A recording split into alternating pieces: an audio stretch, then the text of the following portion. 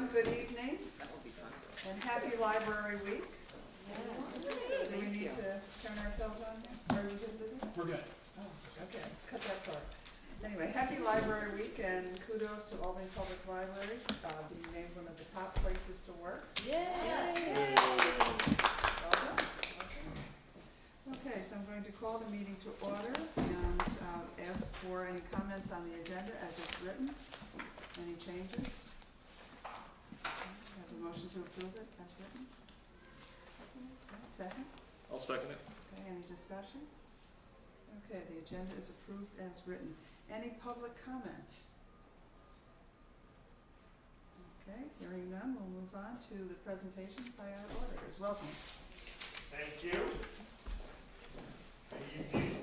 Good evening. I was told to stand right over here. All right. This is the camera is set. Just to introduce myself, my name is Alan Walther. I'm a partner with the Bonadillo Group. We are the library's auditors. To my left, we'll let Joe get on camera here, is Joe Hero. Joe is the manager who is in charge of the audit. He was the person who was at the library performing the field work and supervising the work as it progressed. I distributed to everybody, I see the audited financial statements in front of everyone, as well as there is a required communications letter as well that we distributed. I'd like to just spend a couple minutes talking about the required communications letter, and then we'll go through the results of the audit briefly, and then open it up to any questions if you might have any. I think I have the communications letter. Sorry. With regard to the required communications letter, on page 1, there actually was one significant, instead of reading that entire paragraph, I'll just explain to you what the change in accounting was. In 2015, the library was required to implement GASB 68 and 71, GASB being the Governmental Accounting Standard Board, the standard setting body that sets the rules all governments follow. And what GASB 68 and 71 did was require the library to record its proportionate share of the pension liability, because the library participates in the New York State ERS. So what happened there was New York State ERS prepared a report telling the library what its proportionate share of the liability was, and you see that now recorded in the library's government-wide financial statements. So when we look at the financial statements, you'll see that. But that was by far the biggest change this year. Is actually really the only significant change this year to the financial statements. So we'll see that when we look at the financial statements. On page 2 of the required communications letter, briefly, estimates. The financial statements are numbers. You think of numbers as exact. There are some significant estimates in the financial statements. The most significant being compensated absences, depreciable lives of property and equipment, estimate of other post-employment benefits, and then finally estimate the net pension asset, deferred outflows, pension liability. And with regard to the estimates, we evaluated the key factors and assumptions used in developing them and determined that they are reasonable in relation to the financial statement as a whole.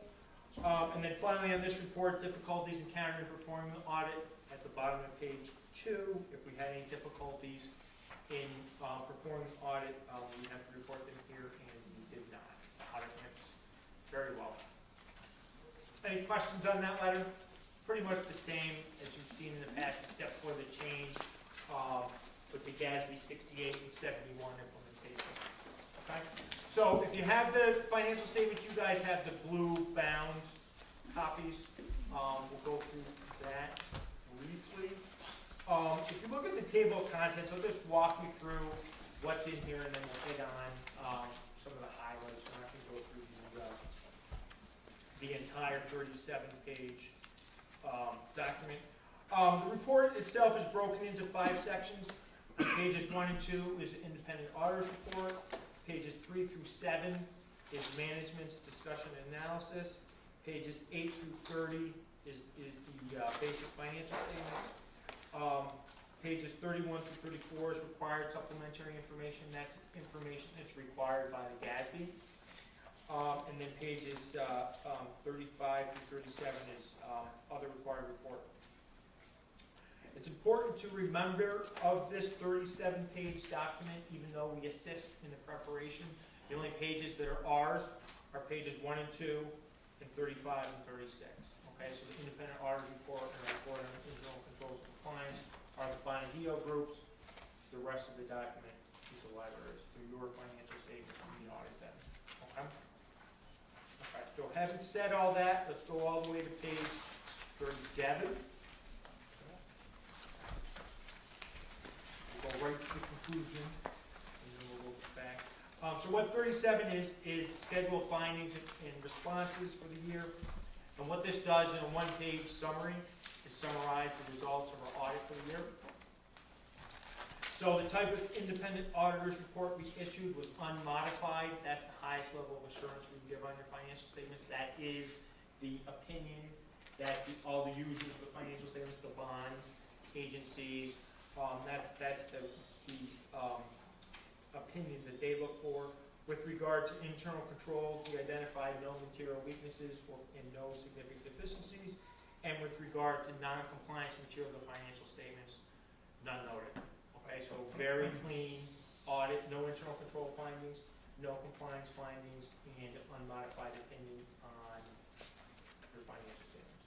Okay, so excellent result of the audit. Let's flip all the way back to page 1. And we'll take a look at the opinion, which is at the very bottom of the page, which I will paraphrase. In our opinion, the financial statements present fairly the financial position of Albany Public Library as of December 31st, 2015. Again, that's what we as auditors call an unmodified opinion. That's the highest level of assurance that we can give on your financial statements. Pages 3 through 7 is the management's discussion and analysis. And what that does is it gives comparative results, 2015 versus 2014. It talks about results versus budget. It talks about factors in the future that would affect the library. I'm not going to go through that at all. I would encourage you to read at least those 5 pages. If you're not going to read the whole 37 pages, at least try to read those. It gives a good overview of what happened during the year, and it's written in somewhat layman's terms. So it's pretty easy to understand. So that brings us to page 8, which is the statement of net position for the library. And what the statement of net position represents, the library is required by governmental accounting standards to really present 2 sets of financial statements, government-wide financial statements, and then fund-level financial statements, okay? The statement of net position on page 8 and the statement of activities on page 9 are the government-wide financial statements. And what these represent are all the funds of the library added together, so basically your general fund, capital fund, and debt service fund, added together the library, plus the library's long-term assets, capital assets, predominantly the buildings, and then less the library's long-term debt, being the bond issues, other post-employment benefits, and then this year, the pension liability, okay? So it represents all the assets, all the liabilities of the library, taken as a whole. So if we just look at the statement of net position briefly, just want to highlight a few of the new lines that were added due to the GASB 68 and 71 implementation. Almost right in the middle of the page, deferred outflows, pensions, $432,291. That is the pension, prepaid pension asset that was created. And then under non-current liabilities, net pension liability, $434,545. That is the library's proportionate share of the total liability for the New York State Employees Retirement System. Those numbers were provided to us by other auditors. Mary would go out to the website, download that report, and we'll just drop those numbers into the financial statements. And then finally, deferred inflows, pensions, $95,826. Again, is another number that was provided to us by the other auditors. So that was the big change to your financial statement numbers for the ERS, GASB 68 and 71, as well as further in the notes of the financial statements. There's about another page of notes, and then in the required supplementary information, there's a couple of required schedules showing the library's funding of the pensions. I should also note that the change, the GASB 68 and 71, changed the financial statement of reporting the liability, does not change at all how the library is billed for its pension contribution. That has not changed at all. Page 9 is the reciprocal side of the statement of net position. This is the statement of activities. Again, what this shows is the library's activities as a whole, all the funds combined together. Page 10, I think is a little more relevant, is the balance sheet for the governmental funds. Okay, so what this represents is a snapshot of the library's financial position as of December 31st, 2015. It's presented using the modified accrual method of accounting, which is the same method of accounting that you use for your budgetary purposes. So the highlights here: the general fund has total assets of $8,222,000, almost all of which is in cash and investments. The total liabilities and deferred inflows are $4,500,000.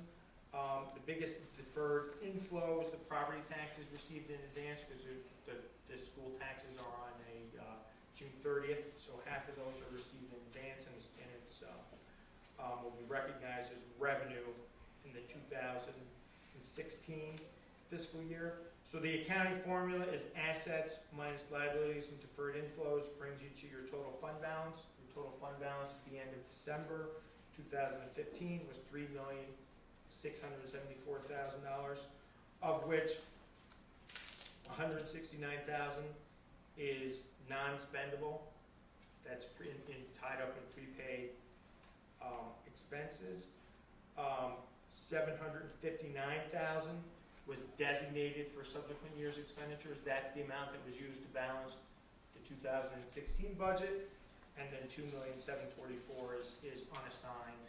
That's the amount that's available for future uses. Capital projects, very briefly, there's a little bit of money left over, $163,000. That's basically the remnant of the big renovations project that was pretty much finished in 2014. And then your debt service fund has $1.8 million in it that's set aside to pay for those bonds for the renovation projects. Page 11.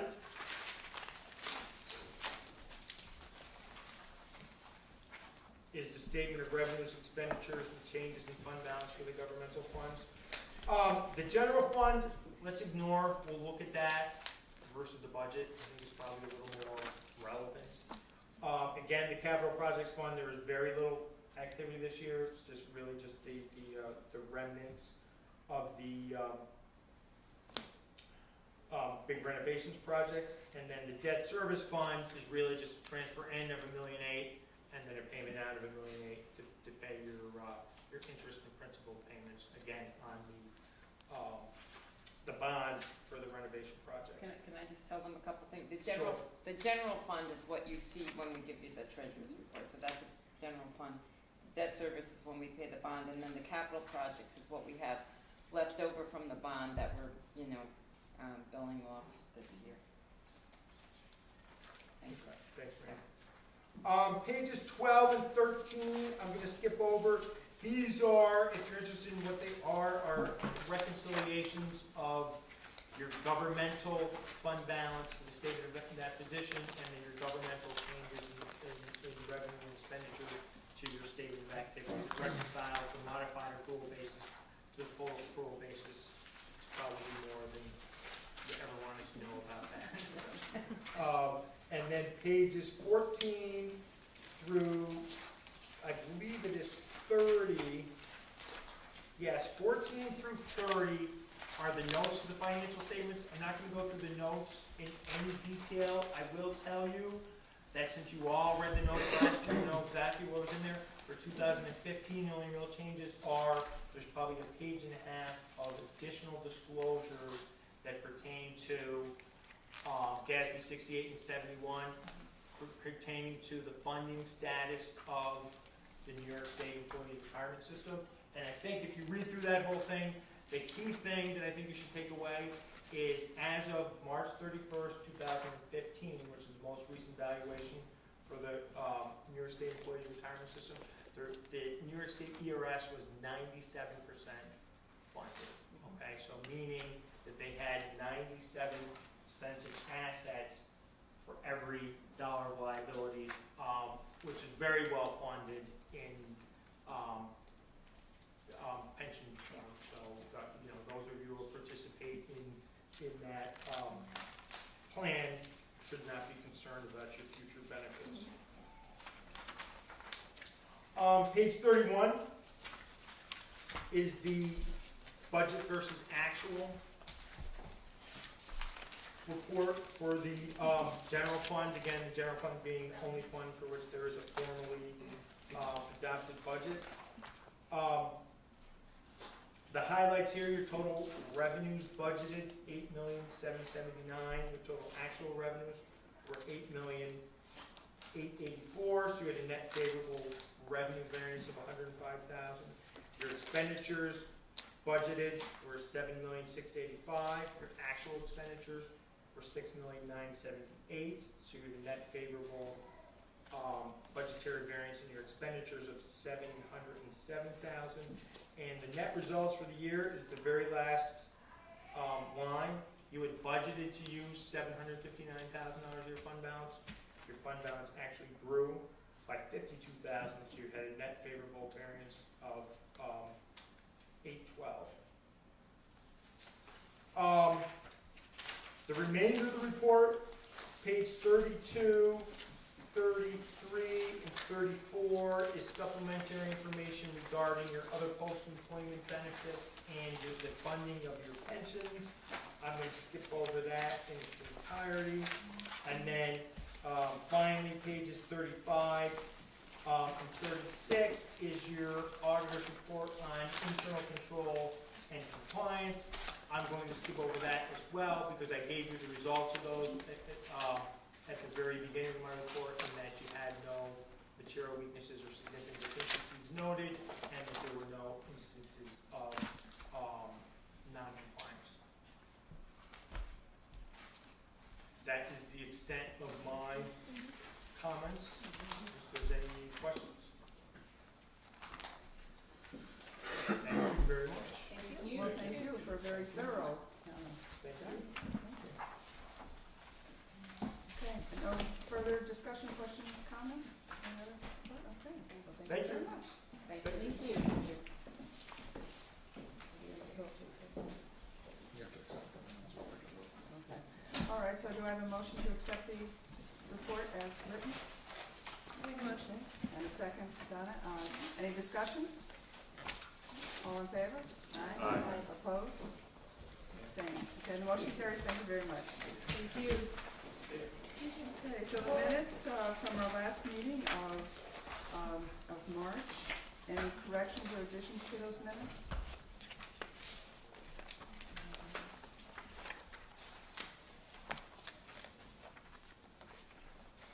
If not, do I have a motion to approve? Okay, second. Okay, any discussion? Okay, hearing none, all in favor? Aye. Opposed? Abstained? Okay, the motion carries. Treasurer's report and a check register.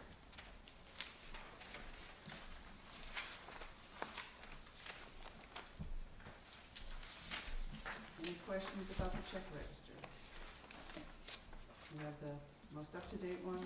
What were the changes, Mary? Anything significant from what we saw in the packet? Let's see, the first one ended at check number 5455, so anything from 5456 was added. That just means invoices that still came in. And I guess the highlights of the check register would just be that in the beginning of the year, we get a lot of service contracts in, so that those are some significant things. And we get some things such as fax cards or supplies that we buy for the libraries and then we sell to, so those are the major things. Like the Simplex Yeah, which one grant, is, what is that for? that's annual contracts for the cameras, the card readers, and the building controls. So we pay those, up front, and they're good for a whole year. The Cardonas, I questioned that one. That's the staff development lunch that we're just holding the check, so we're gonna pay it, and the union pays for half, so just so you're aware, it's not like anybody had a party or anything. No, sure. Thank you for that explanation. Yes, Yeah, the, Bonadio, That's- payment That's it, well. contract, yeah, that's the audit. How often do we go out for bid for that? We are going out for bid this year, and they're Is that every 3 years? it's supposed to be every 5. Every 5? Yep. So, we went out for bid 5 years ago and they got We it were, again? we brought it up to the board last year, and we didn't get the, rebid last year, but we are going out for bid, and we have all the documentation, and it went to the executive committee. So, we are going to go out for bid. They've served us well, but it's always a good idea to. Oh, we know, sure. and we've made them aware. Any other questions on the check register or comments? How about treasurer's report? Anything on that?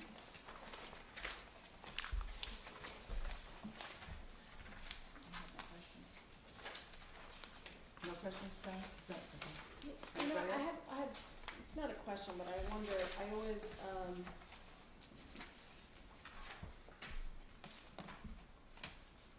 is it possible with, the budget extended that we could have, what would be the, so this is the end of February, so Yeah. that's January, February? Yeah.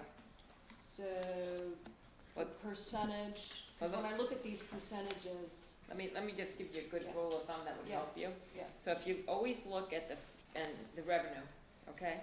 And then you look at the tax levy, library operations, and you look at the percent expended, yeah. 16.67, so that's Oh, the that's year to always date. gonna That's be- always going to gonna be be year to date.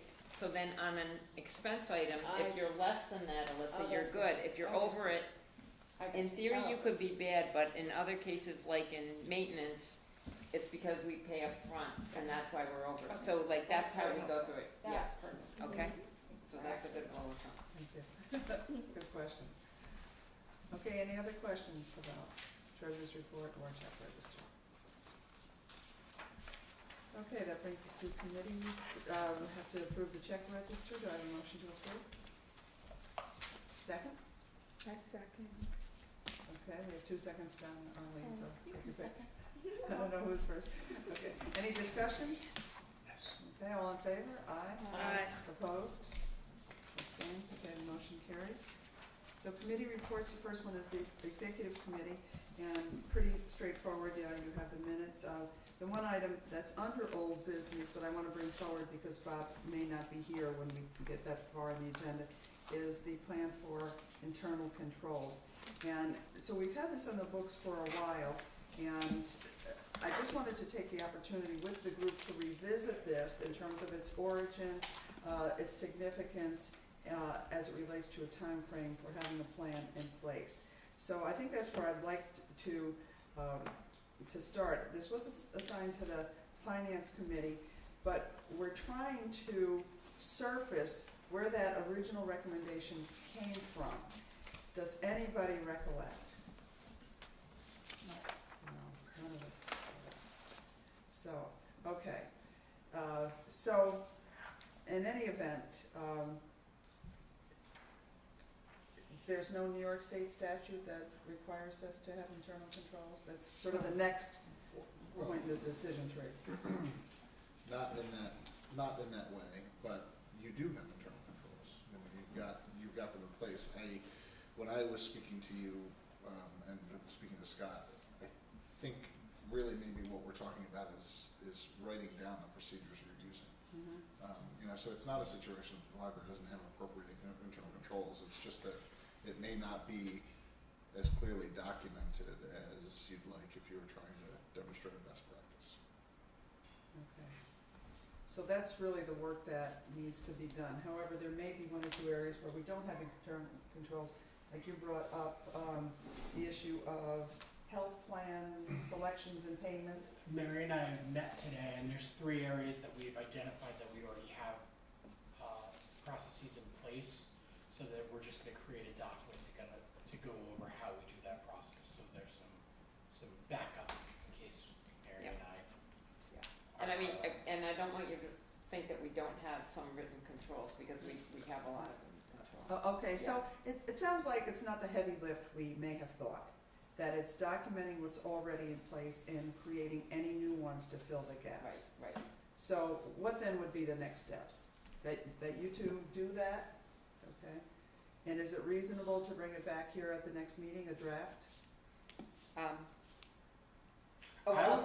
You mean of the 3 that he identified? Yes. Yeah, I mean, that's what Scott told me the plan was. The plan would be that we'd have those 3 done for the next board meeting. Okay, right. And so it's one of those things that this is like quintessentially a procedure rather than a policy. Yeah.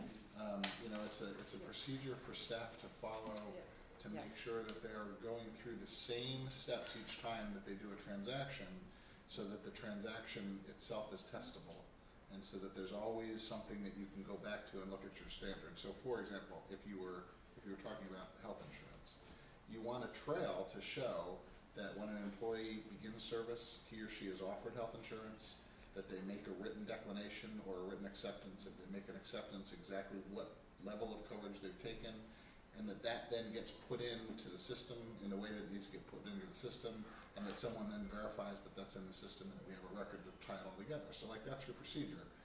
The only other thing that you could add to that, and some organizations do this as a matter of course, is they designate an employee to go and test that process at various times of the year. And in the health insurance example, it's important to test it before your open enrollment period, so that you know that you're going to clean issues up if they arise. So I mean, that would be what you're doing, but it's truly a procedure, and it's one of those things that certainly the board could get involved in that, but I think if staff is owning it, it's one of those things that it's more that it gets done and the board knows it gets done, and than the board having to adopt it or approve it. Okay, so it sounds like we have a plan, an approach. Yes. That being the case, we had some discussion about adding this to the policies and governance Right. agenda for the next meeting, and it sounds to me like that is not necessary. Correct. Okay. Because it's a procedure as opposed Yep. to policy. So there's a lot of clearing up we needed to do, and that's why I wanted to back up and sort of start over in terms of the origin, where this fits. Is it operational? Is it policy and governance, or is it a partnership? And so it sounds like we have a clearer direction of what We're asking for a procedures manual for, we're asking that their internal controls be documented. in a procedures manual.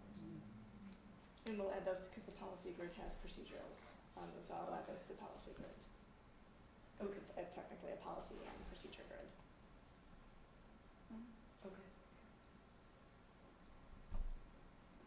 So we do have several procedures on that grid, so I would just add it to that. Yeah, it would just be, but it would be a procedure It would, versus policy. yes. Yeah. Okay. Okay. Okay, any other discussion about that, or questions, or comments? All right, thank you very much. Do we have it? I don't see any minutes. Oh, within- about the report, or just about that item? About that item? Oh, Okay. Yes, then go I ahead. see in new business that, Scott, you're interested in leadership tech valley, Interesting. and I can't emphasize enough how strongly, that's been a great thing in my life, and lots of leaders, young at the time, young leaders. Still, But it has forever. a great, it's a great thing to do, and I think it would. Melanie has been on me Oh, about that's it, right. so. She did it, right? Is that the one she did? Yeah, that's Oh, what that's it's right. Yeah, Okay. the alumni on that is really quite remarkable. Okay. Anything else on the executive Oh, committee minutes? including Bob. There you go. Okay, then, we don't have minutes for the next three groups, but do you have an update of any sort? Nominating committee? Yes, I'm passing something around here. On March 29th, we had a orientation for interested parties. It was kind of a packed house. We had about 12 people who were, I think, interested in running for trustee, and they were friends. We have So, it here. yeah, so it worked, It was a lively group, we had diversity. I think somebody, excuse me, I think somebody passed their stuff with this. Oh, Are those yours, Arlene, maybe? Okay, thank you. Okay, All right, I'm sorry. Go so ahead. we had diversity in the group, ethnic diversity, we had diversity of age and gender. It was a very nice, and a number of people who were former librarians, school librarians, and people who had worked with library systems. So it was a pretty interesting group, and so we'll see what they do. The deadline for submitting petitions is April 18th. They know that. We went through what it means to be a trustee and what it feels like going through the process, and even talked about campaign strategies. And so now we just wait and see. There are 2 opportunities for people to meet the trustees in the first week of March, and we'll be ready. And I was hoping that that these guys would resubmit it anyway. Let the record show.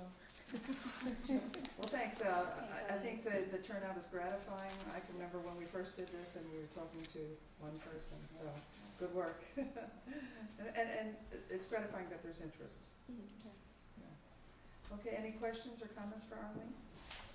Great job. Yeah, fantastic job. So policy and governance, Yeah, there actually are minutes, they weren't included in the packet, but I have them, so I'll just give a very brief report. We met on, I have to make these bigger so I can read it, March 22nd, with a follow-up meeting by myself as chair with council on March 30th. We reviewed, as regular periodic review, the internet use policy, behavior policy, social media policy, and website privacy policy, none of which had any changes recommended and are up for just renewal later on this evening.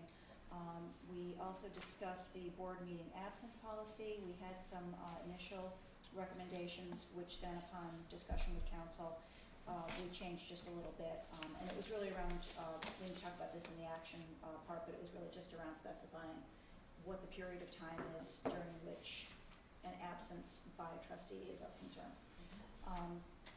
And then finally, we had discussed the displays and public notices policy off-cycle, had discussion about it, came up with some preliminary recommendations, but again, upon meeting with council, this matter's being referred back to the committee for further discussion. And we will be meeting Monday. Monday? Yay. Yeah. Yep. Yes, we'll be meeting Monday. Tim to can't discuss wait, I that. could tell. So, At 5:30, unusual time. yes, that's right, yep, so that Bob can be there. So, that's it. Okay, thank you. And so we'll go through the policies and procedures as we get to that section, and then facilities committee, anything? We met, I assume, I didn't see the minutes come in, but John took the minutes, but I wrote some stuff down, and Allison and Alyssa, if you feel like you want to chime in. Scott, we talked about really generating a 5-year plan for the maintenance and upkeep of the branches, and getting things written down, and coming up with a schedule of maintenance for a lot of the bigger things, because I think one thing we discussed was we have everything's on sort of the same time frame, especially with the new branches. And anyone who has a dishwasher knows that when that goes, the oven goes too, and the refrigerator. And so multiply that times every branch, we might run into some real issues when things start to go. But if we could generate a schedule with which, not just the maintenance, but scheduled times when things will probably need to be replaced as well throughout the branches, might help us budget things better. And Scott had at least 2 arm lengths of a list of things that will need to be done, and then there's also another list of things that are like to be done.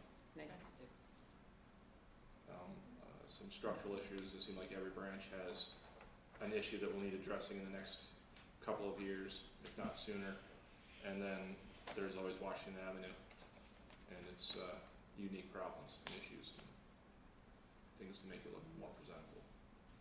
Okay, good work. We also talked about the program needs of the building. So the usage at places like Bach that, we keep expanding programs and don't have enough meeting space or program space. And so sort of another evaluation of how we're using our library spaces to determine how we go for capital grants and how we, think about our space in the future. So it's sort of an interesting place to be. We asked Scott for some research about libraries who have done, big building projects like we have. When, what do they look at next? Where do they go next? What do they think about next? Because,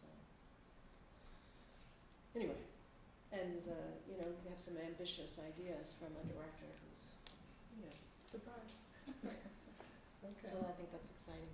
And the Thanks, Tim. group has decided we'll present something to the board, at least the repair schedule, the maintenance schedule in the June meeting. Okay, sounds good. Thank you very much. Okay, UHLS, I attended the meeting on March 9th, and some of this information is now dated, but they did a recap of Advocacy Day, and they were hopeful about budget request, and there was some progress since then, and now, of course, the budget has been passed. Good job, Mark. Pardon me? Good job, Mark. Yes, right, thank you, right. And so they're doing, they had 2 students from SUNY to observe the board proceedings, because they'll be doing the board checkup, the same self-assessment that we've done 2 years in a row, and we're ready for our 3rd one. So I thought that was interesting, they're using the same tool. They have dissolved the Automated Services Committee, shifting the function to directors. Did you know that? Yes, sir. Of course, okay. I voted on it. Okay. And Tim gave kudos to APL for integrating strategic plan, board checkup, and a number of things sort of ahead of the pack, so well done. And Arlene has agreed to be our permanent representative on UHLS. Thank you. She squeezed one more minute out of her life. Oh my goodness. So I let Tim know that, and he was pleased. Okay, director's report. Scott. So there's a special report attached, and we're going to get to that at the end of kind of that presentation. So I want to talk about some things before that, so we can have a good discussion. The 2015 community report and 2017 budget are being presented currently. I think we've hit 3 or 4 neighborhood associations, and we've done a video, and hopefully we'll put the PDF out in the next few days. The response has been overwhelmingly positive. Also, I want to point out that we are now taping our board meetings. We've gotten a lot of positive responses about that, and they're averaging between 40 and 60 views. And even if that's just 20 people watching an entire meeting, imagine if we had 20 people, members of the public at our meeting. We'd be really excited. Our new user survey launched, and within the first week of it being out, I think we have 2 days. 2 days of being out, we've had 500 responses. Oh, So, I mean, that's fantastic. It We're is. really excited about Is it. that because you made all the Bernie supporters? This is fill it out before. This is you- pre. This is Before we pre. let them use the bathroom. It was survey, then toilet paper. Yeah. Stephanie and I actually discussed that this Okay. afternoon. We're We're like, on we should have been film, handing out folks. surveys Yeah. yesterday. And I saw a paper one today that was overwhelmingly positive, so that was nice to see. An update on our tablet loaning program. This is this is a new program. We're running into some issues, mostly due to popularity. We have had some theft, we have had some damage, but we're burning through usage with it. So we're working with some other vendors. We may change that program, but again, it's the biggest complaints I've gotten about it is the fact that people can't get their hands on a tablet because they're so well used. And you mean data? Data, Data yes. usage. They're burning through the data, and it's not syncing up quite right with how we loan it out. So we're talking to other libraries and other vendors to see how they handle it. The foundation received the grant for the bicycle repair stations. So Delaware, Bach, and Arbor Hill will have fix-it bike stations at their locations. And we will be trying to get some board members involved in kind of the opening day ceremonies. If you are a bike rider, we will be riding, yes, we will be riding to all 3 locations. What's that date? Outstanding. We, Thank May you. 13th. Just, brief review over some things. If you look at our statistics, they're positive, which is nice to see because there's been some concern. We're trending towards positive in terms of circulation. Negative 5% is really good compared to some of the numbers we saw earlier. And also door count is out, and I know we had some concern about the door count numbers last board meeting. We realized that when the foyer flooded, it also shorted out our door counter. So now that we've figured that out, we're gonna get a replacement. Library staff at Washington Avenue were trained for the CDTA's RPO machines, so we'll be doing passes there very soon. The Beatbox program, which is funded by Patricia Fahey's office, is going on both at Washington Avenue and at Pine Hills, and both programs are packed. These kids are learning how to make robots and program those robots so that they can dance to music. Arbor Hill West Hill is continuing to do a lot of outreach to improve usage at their location, including now, and I'm bringing this up because I was at a meeting where people got the Sheridan Hollow meeting, where people were very excited about the programs that we're doing there with them, so people can come and talk about how they can work with their landlords, and also how they can report some issues with their homes. Kudos to the Bach branch, which is doing incredible in all of their metrics and measurements. They're positive across the board. Some of that I think has to do with the winter reading program, which I reported about last board meeting. They had 49 adult participants, and someone won a Kindle white paper, which was great. Pine Hills branch, again, positive across all of their measurements. Circulation, I think it was like 0.005. So it's reported as 0, but they saw an increase in circulation, which is huge because that's our second most circulating library.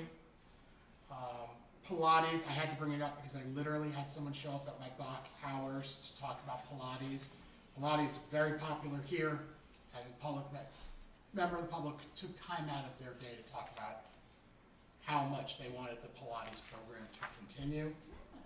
Team FICA here as well is very successful. A little bit of an issue with tax season and tax help here, but once taxes are done, they will be trying to do that more often. There's a teen dance group being formed at the Hal branch. North Albany branch, again, the little library that could, saw a positive increase across the board in all of their measurements. And I want to point out that they're doing a fantastic job embracing the whole doing book displays, kind of a traditional thing we've fallen away from. Every time I go there, it's neat. The staff write on the window about what programs are going on. They're always hand selling books when a member of the public walks in the door, and I think that's fantastic. Always want to mention that we were at Kids Expo again. This may be our last year. A lot of work, but we were a featured attraction. I went there with my children. It was a madhouse. Collection management at Washington Avenue, which is the people who do the books, buy the books, process them, two members of the staff there have taken it upon themselves that every Tuesday when there's new items, to take those items down on a cart and hand sell them. It's really great, and the public absolutely loves it. I just want to point out that the business office did a fantastic job with the audit. I know this is an extremely heavy lift for them, and it should be noted. And then, something that I think is really important just to help us with our mission is that incident reports across the board at all of our locations are down 33%, and positive comments are up 114%. So that's something I always like to look at the end of the day to remind me of the good work that our staff do here and that all the hard work is worth it. So attached to my report is a special report about an incident that happened here April 1st at the Delaware branch where 2 staff members were assaulted. The incident report is within the packet. We have been very proactive in responding and trying to get others in the community to recognize that this is an issue that goes beyond the library. Every day we see how active the Delaware Avenue into the Lark Street corridor gets when the middle schools and the high school let out. Great response from the local principals, specifically at the 2 middle schools. The police department has been incredible. Got a call from Chief Cox, and he has changed the way he schedules his men, and they will be here after school dismissal hanging out, and they've been here every day that I've been here.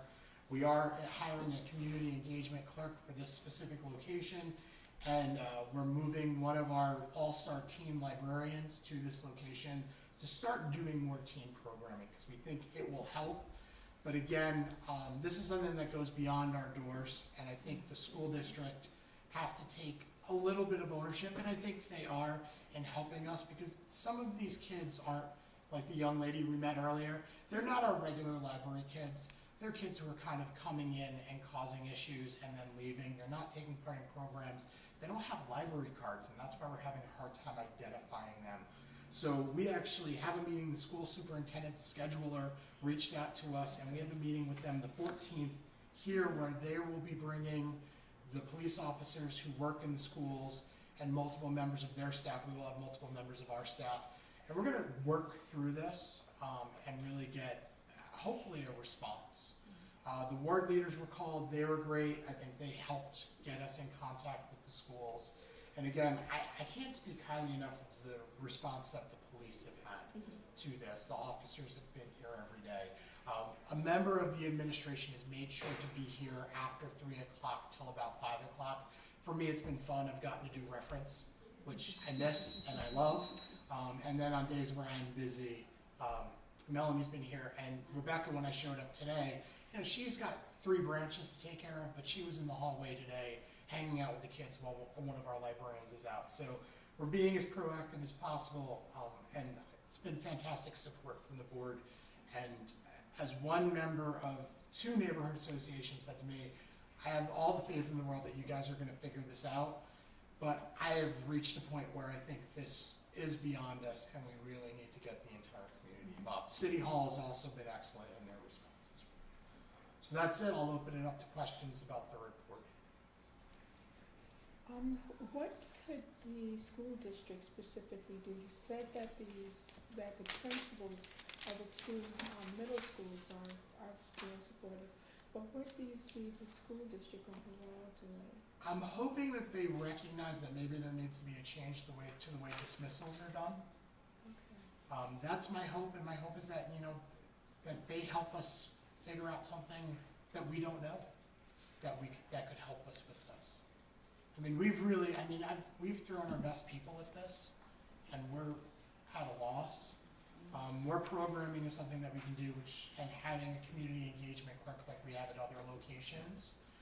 However, a lot of the problems start outside and then make their way in, and we're just hoping that they can find some mechanisms that will help with this. Okay. Rebecca. We're at the crossroads of Myers coming down Delaware, a Tackett coming over here. We're at the bus stop where a lot of the other schools let off.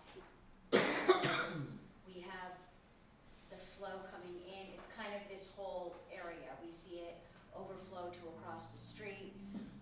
We see it come in, we see it go out, and a lot of the staff have been taken out of the library physically because there are issues going on still on library property. So that's been a lot of the energy that has been spent. Scott and I have stood outside numerous afternoons just watching And trying the to chaos, move it. Right, so, for lack of a better word. yeah, so a community engagement clerk, will that be enough? Do we need a short-term sort of? Right now, the police have agreed to be here for a considerable amount of time.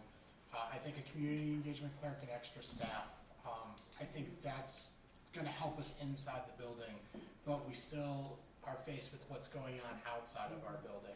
And I even watched it today. On my ride down, I saw it down where Morton and Delaware meet. And then I came here, and the building was relatively calm, but there were still kids wrestling, and the police had to go over and speak to the kids who were wrestling at the bus stop. So, If anybody's been near Morton and Delaware around school dismissal, it is scary. Yeah. It's scary. It's amazing that something really bad hasn't happened there. And it's developmental with middle school kids. They're at that place where they're testing everything and they observe no, Boundaries. yeah, and when, as a neighbor just walking on Delaware Avenue at that time, it's a scary proposition because there's no rules. Well, So, it sounds like you've taken all the steps and covered all the fronts as appropriate. So any way we can support you further, let us know, because we're eager to do that. Mike? Can I just ask, so the police, the extra police presence is here during the immediate after school hours, so like dinner time, or is that a permanent? No. Okay. no. Do you want me to Sure, address this go at right that time? Officer Kevin Singh, who is our neighborhood engagement unit days person, he and I talked and kind of set up, he proposed a plan and we talked about it. So he is here, he is staying till 5 on Mondays. He's down here on the floor from 3:30 to 5 on Mondays, with backup from Neighborhood Engagement Officer Joe Smith, who is actually an adjacent, the 2nd Avenue Neighborhood Engagement Officer. And then Officer Webster, Dan Webster, is the evenings. He's 4 to midnight. He has actually gotten special permission to skip roll call for nights, be over here at 3:30, and be here until 5, at least 5. So there's a constant visible police presence on the floor of the library? Right now, it's constant and visible. The arrangement we've made is until basically the beginning of May, or a community, or before. It'll end earlier if a community engagement clerk is hired and trained before the beginning of May. So their presence is here, is in the front of the building and walking around the building between that period of time right now. However, we have had incidents where the police are right here when they happen. Yes, I was going to say, other than that, they will come down on the floor. They're our first call. Here and at Howe, they're the first call if anything is going so on. typically they're upstairs? Typically, they're Okay. upstairs or out on their, out on their route around the neighborhood. So typically, they're the first call if anything goes wrong. They're the second call if, unfortunately, 911 has to be called, and then we let them know because they want to be here too and see what's happening. I mean, they're not always a presence on the floor, but Yeah, the only reason I ask is because obviously the safety of the employees here is of the utmost priority, and the safety of the patrons. But, We, For me, and I'm sure for some folks, a much further down the line concern would be if there's a constant kind of uniformed officer just roaming around the floor of the library. Yeah. Obviously, that would be concern like 100, but right, there's, we talking with the neighborhood engagement officers, and also last week I met with a lot of police officers here. But talking with them, talking with the lieutenant, also who runs NEU, we felt that it was best to go with the neighborhood engagement unit because they are familiar faces. They are not a police presence. They are a community presence. So, you know, last week we had a couple of officers here. So one of the officers played checkers with one of the children. So I mean, it's not, and you know, it's less of a, they call it a commanding presence and more of a protective neighborhood concern presence. well, Okay. obviously, whatever you guys need. And our hope is to move away from that Exactly. uniformed presence and go, and this is why we're adopting the community engagement clerk across the board. And it's working very well working extremely well at Washington Avenue, because we don't want the uniform presence around the library. Arlene? And this is just a matter of getting the right fit. Okay, we're gonna go to Arlene and then Andy. Question, have we involved the neighborhood association at all? Oh, yes, yes. And actually, there's a meeting of the neighborhood association. We've been in touch with the president, and there's a neighborhood association meeting here on Thursday, and I'll be in attendance, and Scott will be too.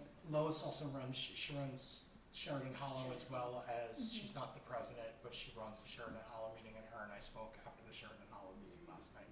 We have a good Andy? relationship. Do you feel that this has a seasonal nature to it? Because I know the school district always has problems in the spring because the first nice days that they're out there, kids, young children, young kids are more prone to this kind of behavior. Yes and no. I've been with the Delaware branch either as head of branches or the branch librarian since 2000, so about 10 years minus one. About 10 years. And so I have seen that seasonal. You get the new kids and the old kids who come in at the beginning of the school year who are trying to test us, you get that, and then you get the upswing also in the spring. When the first nice days come, and things like that. It's different. Okay. It's different. How would you characterize it? I would characterize it as fewer children who are coming in here who actually want to engage with us and with the library. More serious incidents. So they want to engage more like with each other, and they're not regular patrons. They and want to engage it's more just- with each other. We just happen to be the space they're engaging in. Exactly. We are the space where they can engage. We are the space where There's an audience. yeah, where there's an audience. We have seen, 2 kids who are great go to 5 kids who are all not great. Yeah. In a matter of and it's different than it has been in the 10 years I've been here. Okay, so, I have a couple more questions. okay, we're gonna wrap this up and move on, but Elise, go ahead. How are the staff? That's my concern. So the report sounded like they handled it, but how is? They're doing relatively well. I think HR has reached out to them, administration has reached out to them, their supervisors here. Has a safety committee, and they have a meeting, so we will be meeting shortly. I believe we're looking at a date next week to be meeting with them to discuss, to kind of do a debriefing like this with them to see what their Please express recommendations. our concern and They appreciation for Yeah. dealing with it so well.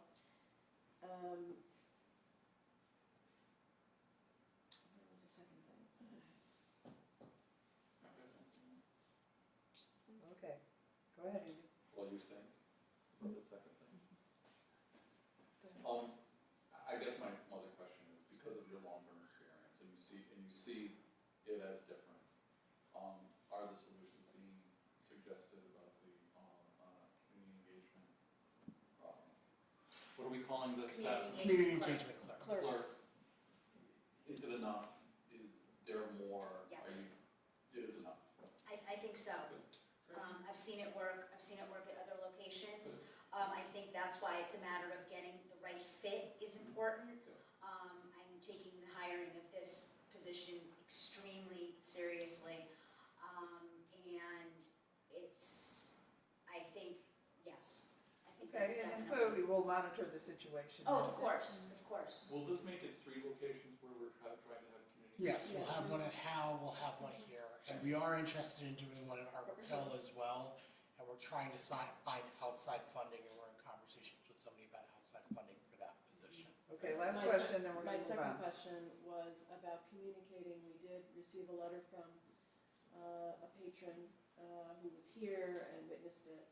How have we reached I out to spoke her? with her on Sunday over the phone Okay. after we received the letter. And do Her you and I think had a she'll good come back to conversation. us? Yeah, she is indicating she's a regular library user, that she uses all of our locations, and I said, that's great, but I hope that you still use Delaware once we have this taken care of.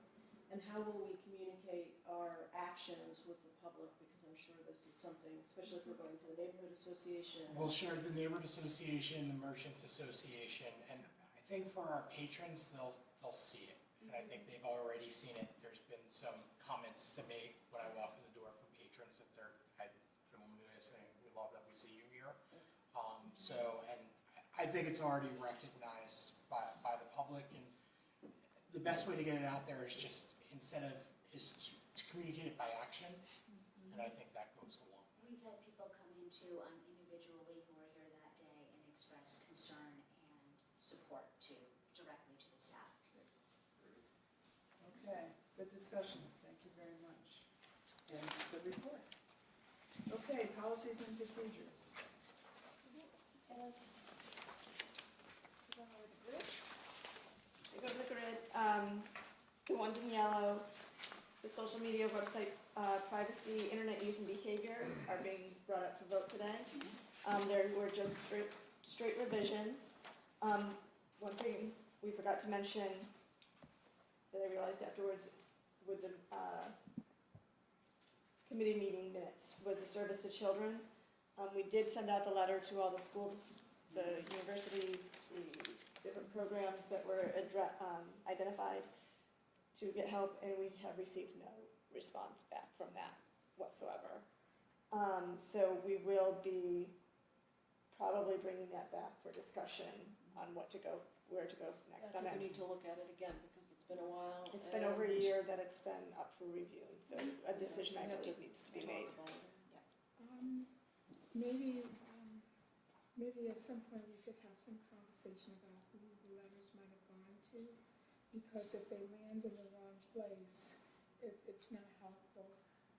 Next week I have a meeting with the Vice Provost for Community Engagement at SUNY Albany, and so his office would be one that would pull in other areas of the college to be a support, and I know that SUNY Albany is very, and so is College of St. Rose, very interested in community engagement. So Arlene, you might be a person to sort of vet the list, do you think? Yeah. Yes, so why don't you folks run that by Arlene, and she might have some suggestions for, thank you. And then the board member excused absence policy will be bringing up for vote as well this evening. That was it. And then as we stated before, the displays of exhibits and public notices, we'll be discussing that on our meeting on Monday, because there was an incident that was brought to life about a month and a half ago that made us need to revisit it to possibly include more wordage to expand the scope of it, because we had language covered but not imagery. And imagery became an issue with one Okay, flyer. so So for these policies before us, we need to approve each one of them? Yes. And as you said, they're pretty much just, Every single one except the reissue. board, will, okay, Go so to the shall we board. take the first four? Are there any Yeah. questions or concerns about any of those? They're just being reissued as previously written and approved. I just want to mention with the behavior policy, we did make an exception to that for someone who indicated a religious Yes. exception for bare feet. And it brought up some interesting issues that I thought, we accept it as sort of a convention of our,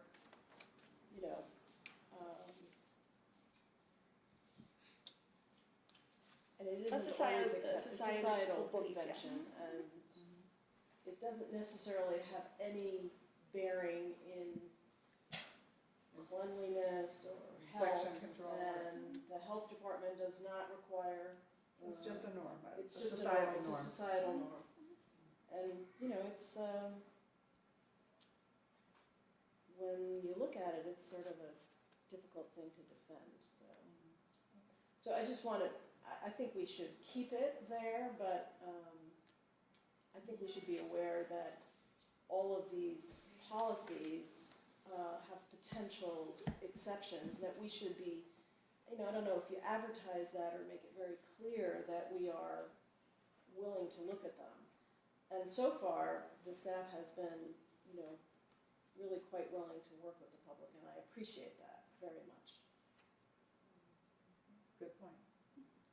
So do I have a motion to approve those first four policies as written? I'll make that motion. Do I have a second? I'll second. Okay. Any discussion? All in favor? Aye. Opposed? Abstained. Okay, board meeting absence policy, this has some different language, or? Yes, the proposed difference in the language is in the policy, which is the second paragraph. The previous policy, or the existing policy stated that in the event a trustee is absent from 3 consecutive board meetings or from 4 board meetings, the language was within a service year being defined as July to June. And we thought that it would be a little bit more useful to have it state within the preceding year, because otherwise you could be absent a whole bunch of times in a service year and have it not sort of flow over. Right. And there's no consequences other than, giving that direction or that being a cue for the board president to speak with that trustee and find out what's going on and bring it to the attention of the board. So we would like to change that language from the service year piece to within the preceding year. Okay. Any questions or comments about that change? So you've added that into that now? we changed switched the it. language. Yeah. Do I have a motion I'll make a motion to approve? to approve the board meeting absence policy. Do I have a second? A second. Any discussion? All in favor? Aye. Opposed? Abstained? Okay, the motion carries. Thank you. Old business quarterly strategic plan update. You look at the grid, as we stated in the last quarter, almost everything had been reached. The ones in yellow are the ones that we can address this time around. Under, I think it's in order here, youth. Investigate the association of active library card holders and school performance in Albany schools. We are currently working on a plan with Albany Promise to formulate a method to gauge the correlation between summer reading club participation and school success. So that methodology is being worked on as we speak. This is something that's not going to happen this year. It will start this year, but the collection of the data will have to occur over several years. So this will be something that we won't necessarily be able to report on for the strategic goal, but the methodology and the collection of the data will begin this year, and then we'll have it for subsequent years. Can I just make a comment on that? The Pew research lists the public's interest in how libraries do their business, and, you know, one of the top two areas that people want libraries to engage in is with schools and education. And it's a really hard thing. So it concerns me that we wouldn't be gathering data on that for another year when, you know, it's still a, We'll be gathering data this summer, but we won't. but we will, to compare how well it's doing, we want subsequent years of data. So we can report something at the end of next school year, because it will be this year's summer reading club with next year's school data. Perhaps that's better left for our future strategic planning, to look at how we can work with that. Okay, so this is a start to it, and we can have a fuller discussion in our next planning cycle. Yeah. Okay. Under materials and programs, by 2015-16, 75% of programs offered generate a positive ROI based on the cost recovery model. Kind of hard to determine that, but I did crunch some of the numbers. And between 2014 and 15, we saw a 15% increase in program participation with a decrease of 19% in programming cost. So we thought Bang for your buck. we're getting more bang for your buck is essentially what we were looking for, and we have done that. Good. Develop a system-wide merchandising strategy. We shifted the responsibility of staff to staff and supervisors with a focus on public information dissemination and collection development to increase our circulation numbers. Merchandising our books and our collection more. Scott reported on it, what some of the things that are happening with our CMS department are going down and doing the Tuesday afternoons. Our North Albany branch has been doing merchandising. Here at Delaware, you'll see they have the collection.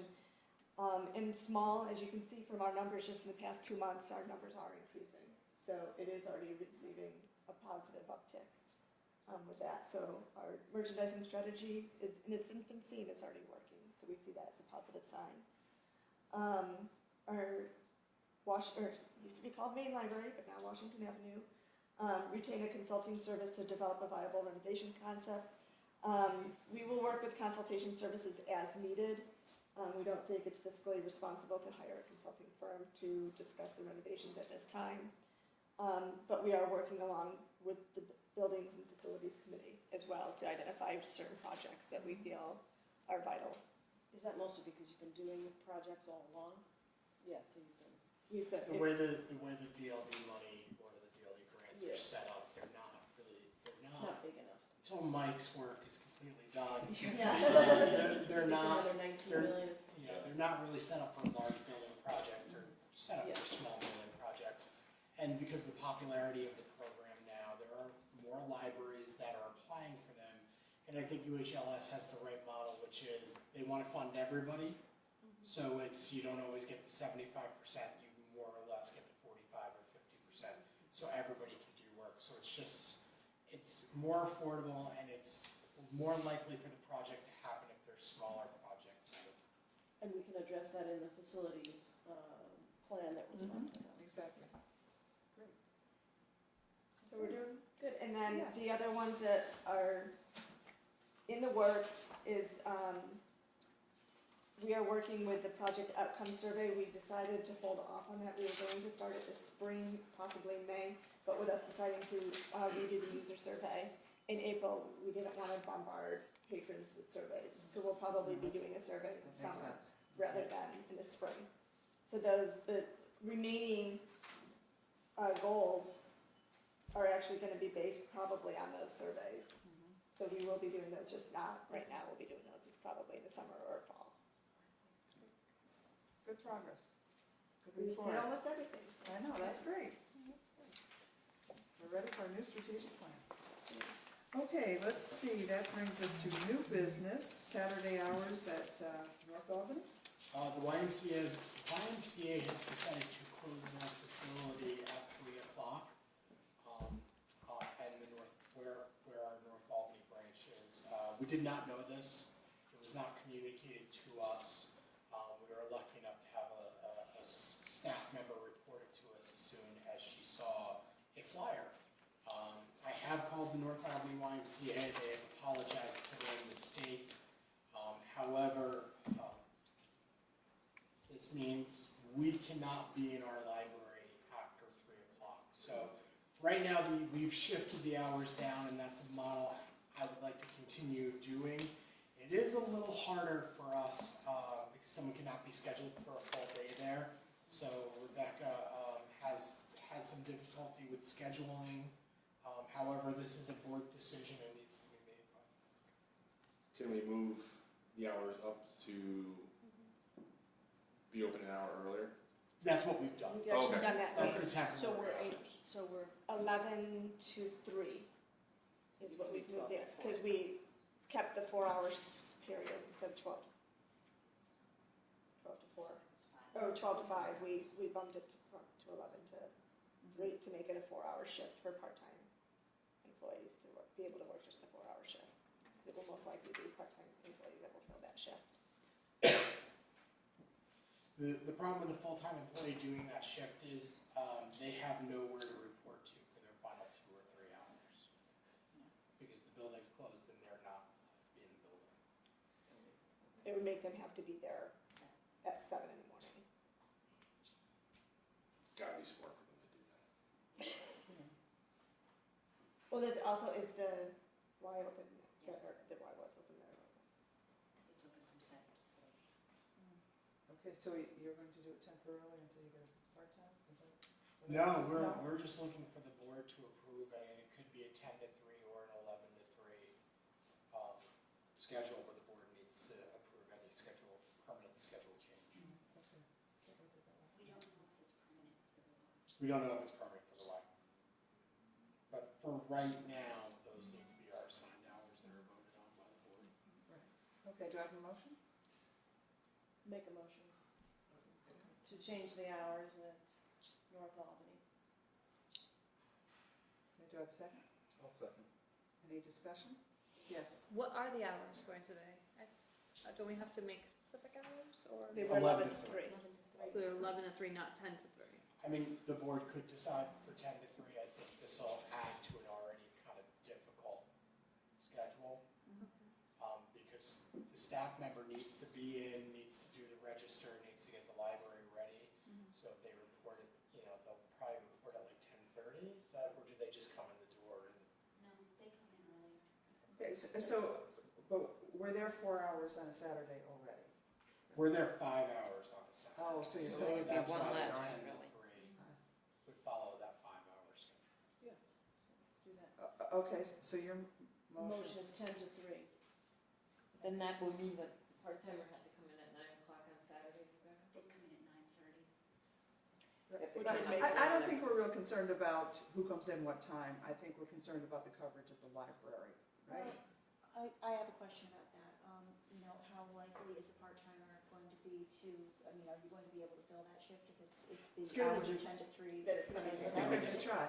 I think we need to, Alyssa made a motion, we had some discussion, and then she clarified her motion. So let's make sure we have that straight. That you made a motion for 10 to 3, correct? Yes. Okay, and the person who seconded, I just want to make sure you were clear on the second. Second, okay, now discussion. Okay.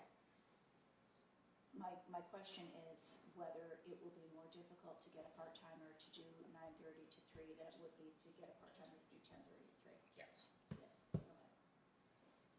So there may be staffing issues. there will be staff. Yeah, okay.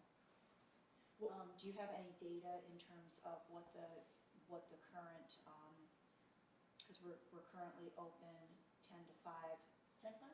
No, Noon to 5. it was noon to 5. Noon to 5, okay.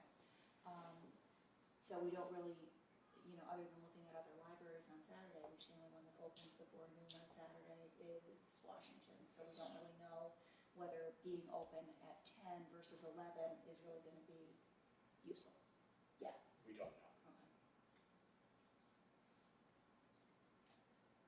So, maybe we can try this, and then if you're bombing with it, then you come back and say it's not working, and we'll look at the hour again, right? I think we do want to provide as many hours as possible Right, on and not take Saturday, something away. right? So can we see how that goes, or would you Well, like us to we could amend it? definitely, I mean, we can report, I'm concerned, our other issue is that we right now have 3 open clerk positions that we cannot fill because the civil service list has 4 people on it and all 4 people have been interviewed in the past. So we currently are crunched for staff, specifically in that, Yeah, specifically and in they're that all in service that position. area. So, we are actively trying to fill these positions, but the economy is better. And jobs aren't as hard to find anymore, and people are less willing to take civil service exam, and I am open and honest, I would fail the clerk civil service exam. You had talked about So, working on a different job description. it's there, the state has it, it's We're been waiting. sitting on the state's desk for about 2 years. Okay, so I'd like to take a vote on the motion that's on the table. So all in favor of 10 to 3, aye? Opposed? Okay, 2 opposed, abstained? I will abstain. Okay, so I just wanted to do a count. How many ayes did we have? 5, okay. So the motion carries. Yes. But we can revisit it if there are challenges. What would you have wanted, Tom? I think in this case, 11 to 3. I think we have a rationale for shortening hours because the Y has done it. We don't look so bad because the Y has sort of pinched us as opposed to us arbitrarily closing early. And if we can get the staff in place in future, then we open for more hours and the money's there. May I ask when this has to start? It would start probably the next schedule that we do, so 3 weeks out. Okay, we'll talk about that. Okay, moving along. So board annual self-assessment, we're due for our 3rd one. And so I want to take advantage of those folks who have been on the board this year before you rotate off. And so that'll go out within the next week or 2, okay? And we'll feed the results into our strategic planning process going forward. Mary Ellen, I'm sorry. I would like us to have a decision here that works for everybody. I have no interest in putting out the staff. So I would be happy to amend my, Well, I think... I didn't clearly understand what the staff was asking for. So I put forward a motion that I thought was representing what the staff wanted, and it was not. So that was my mistake, but I didn't understand it. Okay, but we consider what the staff wants, what the community needs are, what we already have out there in terms of coverage. A motion was made, we discussed it, it was seconded, we discussed it, it was voted on. The motion carries. Okay, can I make another motion to undo that? Because I prefer to have something that works for everybody. The only reason I asked was because I. You know, let's wrap it up here. We've moved beyond that agenda item. We can revisit it in the future. I didn't understand what I was putting forward, that the staff had preferred 11 to 3. I was putting forward to do what the staff had asked, and I didn't understand that. I thought it was, they were asking 10 to 3.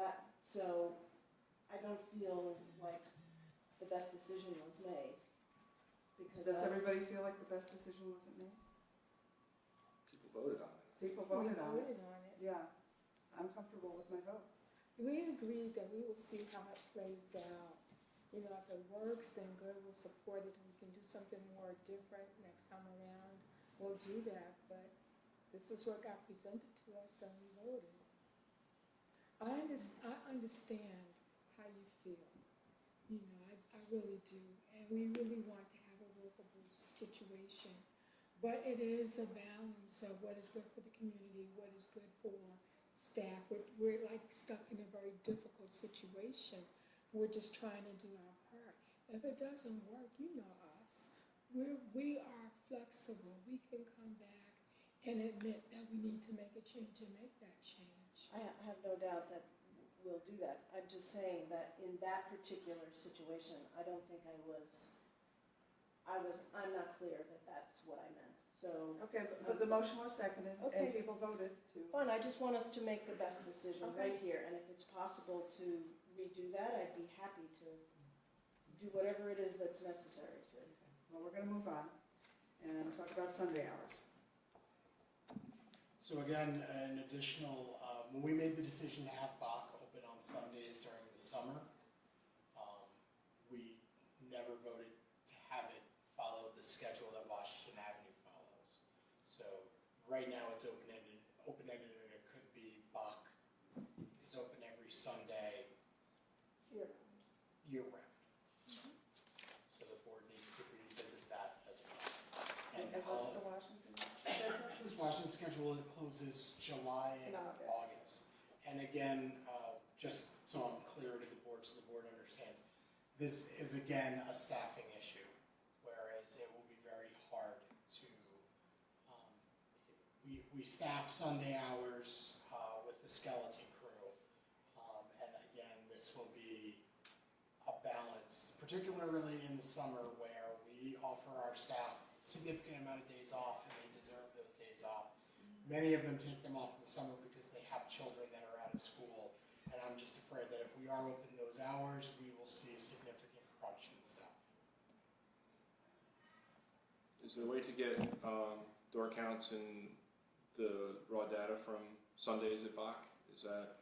Oh, I can tell you Sundays at Bach are extremely popular.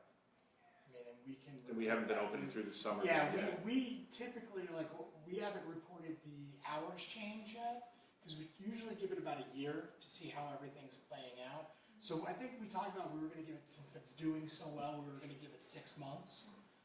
Because also things can be very popular in the beginning and then they start to wane off. So we should give it a little bit of time. I mean, we did it in January. We should really give it a little bit of time to kind of, before we start analyzing its success. Sure. Sure. So, by not keeping Bach open through, on Sundays through July and August, that would mean that we would have no branches open on Sunday. We have no branches open in July and August. It is how we've traditionally. Right, Yes. okay. Okay, just to be clear, do we need to, given that we're in April right now and we're not talking, the closure would happen in July, do we have a little bit more time to consider? I think we should get it out to the public as soon as Okay. possible. I mean, if we want to table it to the next board meeting, we could definitely do that. We could look at we could look at what other libraries are doing. And maybe that'll be a little bit of a guide. Yeah, it would be interesting to know, I don't know off the top of my head, I know I think Bethlehem is open on Sundays during the summer, and I would guess Gilbert probably is too. I'm not sure if Do we- it's now. I It's don't not, think they are. okay. How much overflow goes to those libraries and, is that acceptable to our patrons? I know our patrons want us open. Yeah. I can tell you, our patrons, the survey numbers that we saw, surveys we saw coming back in the last few days, everybody, and I would love, again, I would love to be open more hours, but we have really, we are at a crunch staffing wise, with unfilled positions and also just with the budget that we have. Right. And I have to balance what the public wants, with our overall performance and what's safest for the staff. Right. Do you have any sense of what the cost savings would be to not have Bach open on Sundays during the summer? It's actually part of, I think we put it into the cost estimate. Yeah, So I remember. of what the branch would, the $22,000 quote that we have for what opening on Sundays would be. So I mean, if we broke that down, if that's 10 months, whatever 22,000 is divided by 10, add that on. Just for information, Gilderland is closed on Sundays in July and August. Okay. So do we feel like we need more information? We want to wait till next month, or do we want to make that decision? Is there any chance of a change in staffing in the next month to help facilitate Because of the way this? civil service is, Right. we are now actively we're creating a campaign to actively look to get more people to take, take the exam and get on the list, but then there's, then that extrapolates the time, that we can hire. And Bethlehem is also closed Oh, yeah, okay. in July and August. Okay, that's good to know. So I don't, this is something that we continue to talk about, and we continue struggle with. And this is the first time this organization, since it's doubled the size of its staff, is in an economy where the participation rate and the jobless rate is so, participation rate is growing, jobless rate is decreasing, and it's a real crunch for us, and it's something, again, that we've done our due diligence in getting the new description done and putting it out to the state, but now it sits on the table of someone at state civil service to make the decision to change. Well, given that, closing on Sundays would not be a change from what we've done in the past, I don't have any issues with it. And my hope is that, right now, this is, I think several members of the board pointing out that we're really good at making changes when we know things can work for us. Mm-hmm. As soon as we feel like we're at a staffing level and that we're in good recruitment shape and that the lists are good and healthy, I would love to re-explore being open Sundays. I would love to re-explore opening additional branches on Sundays and doing things like we did with when we shifted our schedule and so that there's Thursday evening services, doing it in a way that isn't going to significantly impact our budget, but still create it so there's library service hours all of the time. I just, at this point, I don't think this is the right time for the organization. And I'll be honest, our staff are doing much more with much less, and they're doing a fantastic job, and they deserve a considerable amount of credit. I'm just afraid that we're going to push them too far at some point. The Colony Town Library, Sanford Library is closed Sundays, Memorial Day to Labor Day. Okay, so do I have a motion? I'll make a motion. Oh, Don, go ahead. I'll make a motion that we, all branches be closed July and August on Sundays. Okay, I'll second. second. Discussion?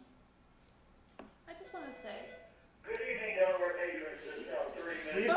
At least it's Kevin. At least it's Kevin's place. You're using up your time now. All computers will automatically shut down in about 15 minutes, so please save or complete your work and prepare to log off prior to that time.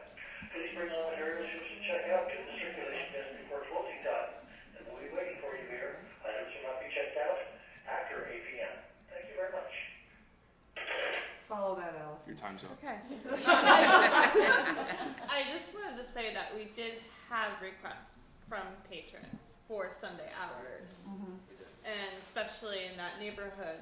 So I just don't want to forget that in this process. And just because every other library is closed on Sundays, I don't think that's a bad thing. Maybe we'd actually get some more people coming to the Albany Public Library. A career goal of mine is more hours and being open later.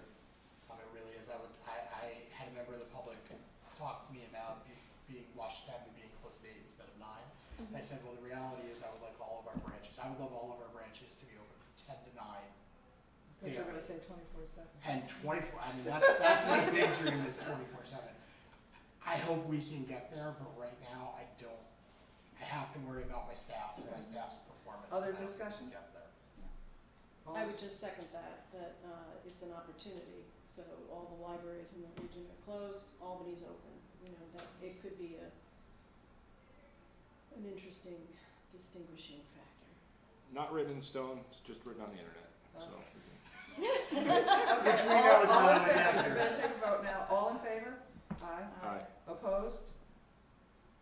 One and one opposed. Any abstentions? Okay, so the motion carries. 2015 community report. It's in your packet. This is the report that's going to go out as a PDF. There's a shortened version which will be in the next program guide. It's an article written by me, an article written by Marianne, an article written by Holly McKenna, the president of the foundation, quotes from the public, and just showing how the library is performing. I expect, even if we don't do a budget increase every year, to do what we're doing over the next few months, and I really appreciate the board participation.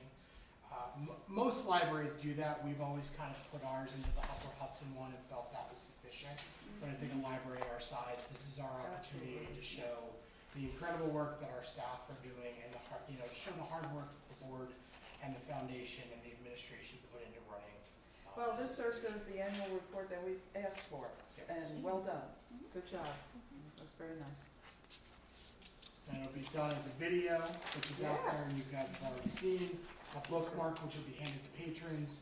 This PDF will be online, but it'll also be printed out and sent to local dignitaries and politicians. Okay, any public comments this evening? Yes, sir.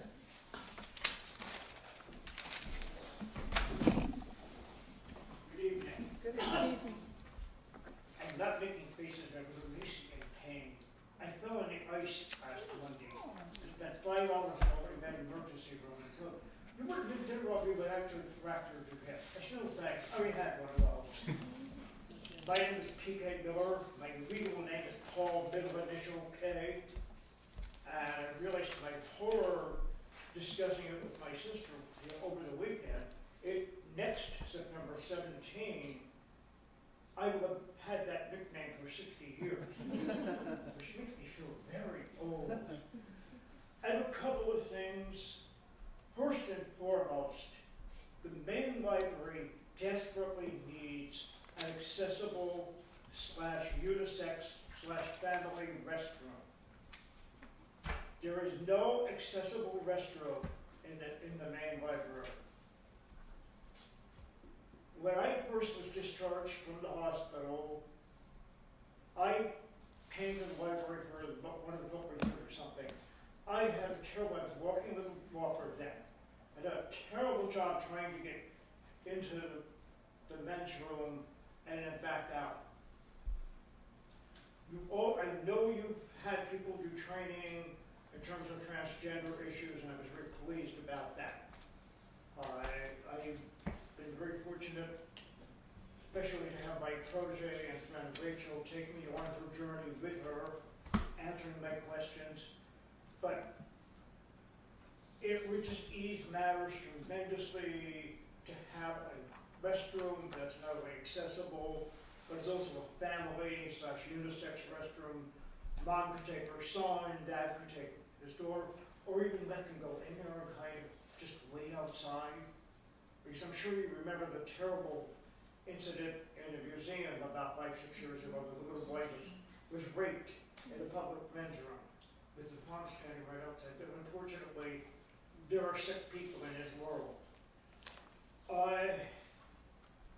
I mentioned it to Scott. I thought Library Week was in October. And I quickly looked at my email while I was waiting for my parents, and I'd like to suggest an amnesty week.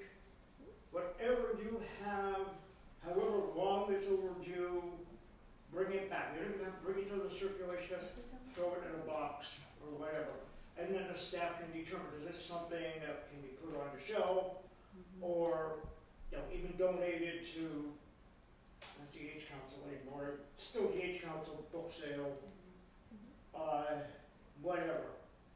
I told Scott, when we sold our house, I discovered a book that I had borrowed, this is 20 years ago. I discovered a book that I had borrowed 20 years before that from Delaware. No idea it was still sitting in that closet because I never went in there. But it would be nice, you'd be amazed at what you get back. Because you can guarantee, Scott, as you all know, anything by Stephen King especially walks out the door and doesn't come back. I was very glad I got his one about the JFK assessment. I'm glad I got that as a gift, because I've never gotten it from the library. I would also like to suggest a sort of staff recognition card. Many of the staff, particularly in the computer room and reference center, go above and beyond. And now everybody has a name tag where you know who you are. And about 6 weeks ago, gentle, quiet Nolan got me calmed down, but I get upset. I am not a tech-friendly person. As the computer doesn't do what I want it to do, I get upset. And I forget, sometimes I'm in the library, I can't curse at my computer or the boombox. Alan Shortop and I have gone back and forth so many times. Dr. Miller, I don't like your attitude. Well, yours, Dr. Shortop, I don't like yours. And it's been that way for ages.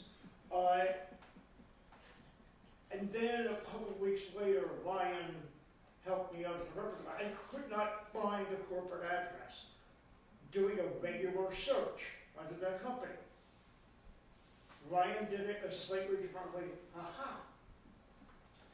And of course, I love Sarah for all the wonderful programs she does. I'm looking forward to the silent movies thing tomorrow night. Especially, it brings back memories because my organ teacher had played for silent movies at the Palace Theater. And nobody knows what happened to that organ either. It was a big Wurlitzer, but the palace was dormant for a while there, so who knows. But it would be nice, when I worked for Bank of America, we had them online eventually for the bank employees, and then we had hard copies that our seasonal, their manpower people could use. One last thing, this is kind of out of left field maybe, but I would like to consider renaming the main branch in Scotts. It's going to take me forever to start going to Washington Avenue. It took me 3 years when we moved in there to call the main library instead of Vermont Speaker. Trying to teach an old dog tricks.